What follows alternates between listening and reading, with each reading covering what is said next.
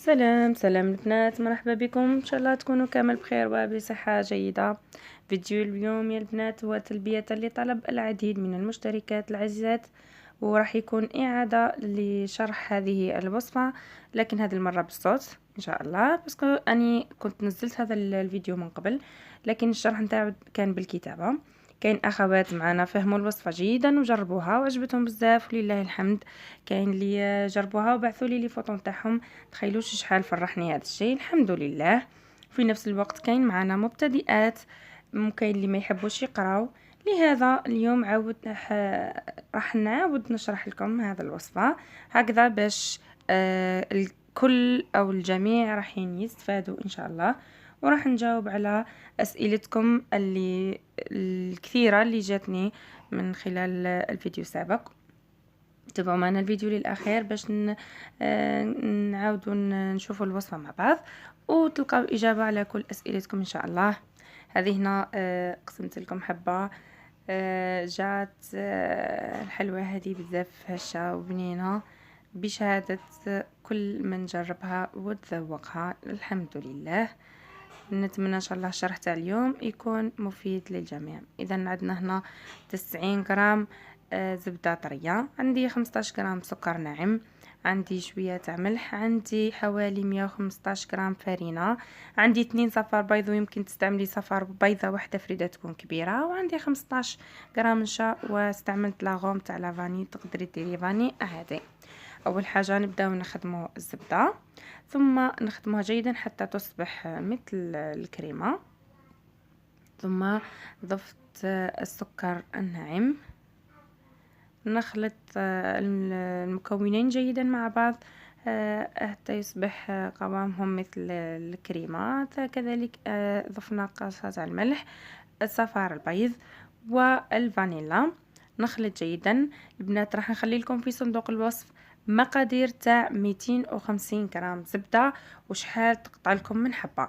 هذه المقادير تاع 90 غرام انا خرجت لي 9 حبات، واللي بغات المقادير تاع 500 غرام تضاعف فقط المقادير اللي راح نخليهم لكم في صندوق الوصف تاع 250، ضعفها الى مرتين راح تحصل على مقادير تاع 500 غرام. اذا انا نظفت النشا، نخلط جيدا المكونات مع بعض. البنات هذه الوصفه ما فيهاش الخميره، ولكن ما تخافوش منها، راح تجي هشه وخفيفه وتذوب في الفم، ما تخافوش منها. نخلط المكونات جيدا، ثم راح نبدأ نضيف الفرينة بالتدريج حتى نحصل على عجينة تكون لينة ومتماسكة، وما تكونش طرية بزاف وما تكونش يابسة بزاف، باش تجي الحلوى تاعنا خفيفة.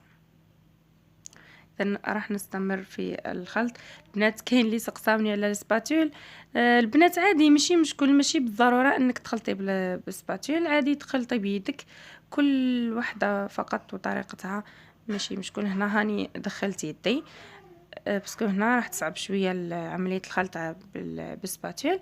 حتى هاي لكم العجينه اللي حصلنا عليها، نغطيوها بلاستيك غذائي ونتركوها ترتاح، ونفوتوا نحضروا مع بعض الحشو اللي هو عندنا 300 غرام اناناس، عندي 35 غرام عسل، وعندي 30 غرام سكر عادي، وعندي شويه تاع ملح.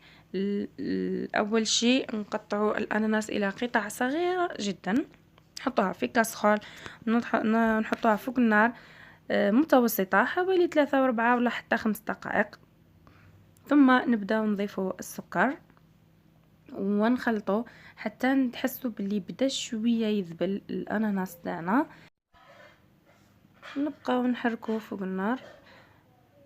الاناناس هنا استعملت المعلب، اذا ما ننساوش القرصه نتاع الملح، نخلطه جيدا، ماشي بالضروره المعلب، اللي قدرتي توفريه هذاك هو، ماشي مشكل.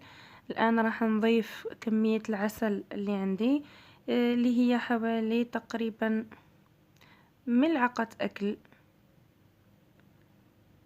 نخلطه جيدا فوق النار، نتركوه حتى تلاحظوا باللي السائل اللي تكون من العسل والسكر نشف تماما وتكرمل الاناناس تاعنا وذبل. هنا راهو الاناناس تاعنا راهو واجد والحشو تاعنا راهو واجد، نهزوه فوق النار ونحطوه يبرد. ثم نبداو نشكلو في العجين تاعنا. هنا انا وزنت حوالي 28 غرام لكل حبه، لكن اللي ما عندهاش الميزان ماشي ضروري عينها ميزانها، تحط كميه العجين المناسبه اللي تكفي باش تعمل لها القالب نتاعها بالطريقه اللي راكم تشوفوا فيها في الصوره البنات. نفتح العجين جيدا ونضغط باش نحصلوا على شكل تاع القالب، وباش نخليو مساحه تاع الحشو تكون واضحه ومعدوله.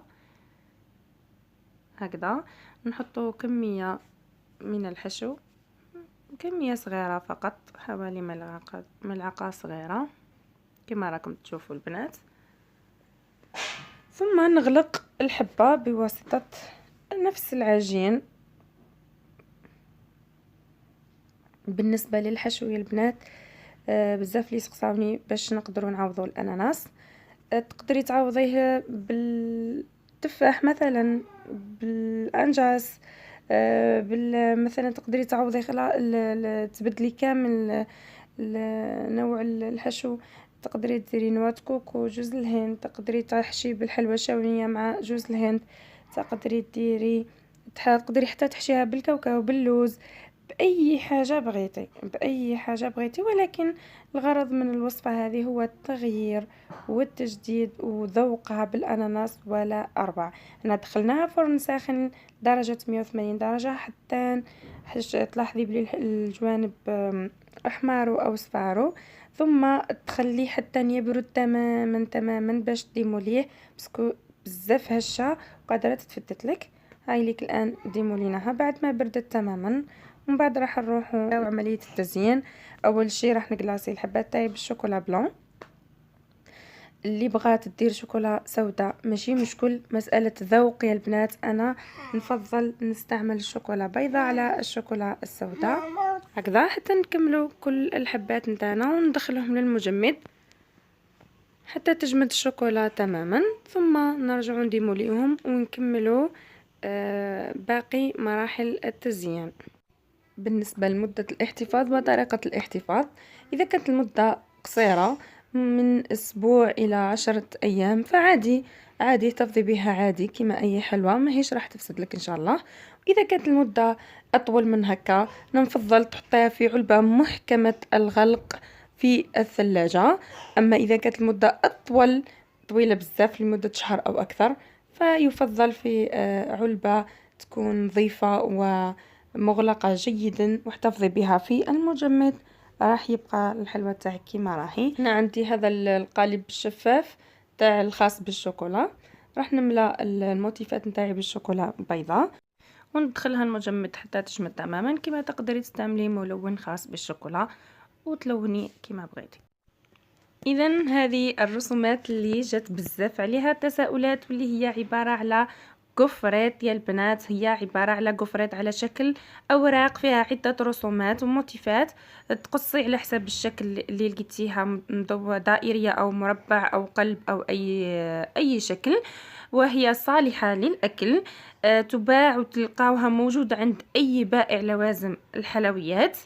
الثمن تاعها الورقة على ما أظن 200 أو 250 دينار، يعني 20,000 أو 25,000. فيها عدد لا بأس به من الحبات. إذا الآن راح نلمع الحبات نتاعي بناكخي أبيض أو فضي كما راكم تشوفوا في الصورة البنات. راح نلمع وخاصة نركز على الجوانب، لأنه الجهة العلوية راح تتغطى بالرسومات نتاع الكفريت هكذا. وعندي هذو الموتيفات نتاع الشوكولا اللي وجدتهم عندي، لونت كمية منهم باللون الأحمر الخاص بالشوكولا. ما تستعملوش أي ملون، لا ضروري ملون خاص بالشوكولا. وراح نلمع الباقي بملمع ذهبي سائل، كذلك تجدون عند أي بائع لوازم حلويات. هو ملمع ذهبي سائل بواسطة فرشاة. رايحة نلون أو ندهن سطح الموتيف تاعي كما راكم تشوفوا في الصورة البنات. صراحة شكل رائع رائع، يمد منظر رائع هذا الملون أو الملمع الذهبي. الثمن تاعو من على ما أظن 600 دينار جزائري، أو يعني 60,000 هكذا. نوجدهم كامل ونحطهم ينشفوا. ثم عندي هنا كمية من الكاوكاو المحمص ومرحي. عندي هنا سكر ديامو كذلك اللي سقسيتوني بزاف عليه. هو عبارة عن سائل شفاف، القوام تاعو يشبه للغراء، شوية ثقيل، يباع في قارورات صغيرة كما اللي راكم تشوفيها في الصورة. عادة يستعملوه باش يلمعوا موتيفات اللي نخدموهم بعجينة السكر، يعطي لها لمعة. انا هنا استعملته باش نلصق به، لاني بغيت نلصق بحاجه تكون شفافه، ما بغيتش نلصق بالمربع باسكو اللون تاعو يبقى باين. وانتم كيما بغيتو اللي متوفر عندكم، تقدري تعوضيه بلا جولي، تقدري تعوضيه كاين غراء غذائي وباع عند بائع لوازم الحلويات، تقدري تستعمليه باش تلصقي. هنا عندي جوز الهند لونته بالناكخي الاحمر عادي، جوز الهند، وتحطي تفرغي عليه كميه من الملون وتخلطي تحصلي على هذا النتيجه. تلصقي تدهني بسكر ديامو على الجوانب، ثم تمري في جوز الهند وتحصلي على هذا النتيجه. وفي الاخير رايحين نحطوا اللمسه الاخيره نتاعنا في التزيين اللي مدت الحلوه نتاعنا منظر بزاف شباب وباهي، اللي هي الرسومات نتاع الكوفريت نتاعنا. كيما شفتوا دهنت سطح الحلوه تاعي بكميه من سكر ديامو، ثم حطيت الشكل تاع الكوفريت اللي عندي. مجرد ما تحطيه راح يلصق مباشره. ثم دهنت السطح نتاعو بكميه من سكر ديامو. البنات هذه الخطوه ماهيش ضروريه، فقط كفكره تعطي منظر جميل للحلوه باش تكون الرسمه تاعنا تلمع. ما تقدريش تعوضيها بلا جولي باسكو لا جولي خفيفه بزاف، والحلوه الكوفريت راح يتشمخ وراح يخسر لك الشكل نتاعو. ثم حطيت الاساور تاع الشوكولا، مجرد ما تحطيهم رايحين يلصقوا باسكو رانا كنا ديجا حطينا دهنا طبقه من سكر ديامون. اللي سقساوني اذا الرسومات راح تخسر اذا حطينا عليها سكر ديامون، نو هي ما تخسرش، مي حطي طبقه خفيفه صغيره ما تكثريش بزاف، وخليها تنشف ومن بعد زيدي حطي طبقه واحده اخرى باش تحكم مليح. بالنسبه للسعر يا البنات، انا هنا حسبته ب70 دينار جزائري للحبه، ويبقى السعر يختلف من منطقه الى اخرى على حسب كل منطقه زي خلاف.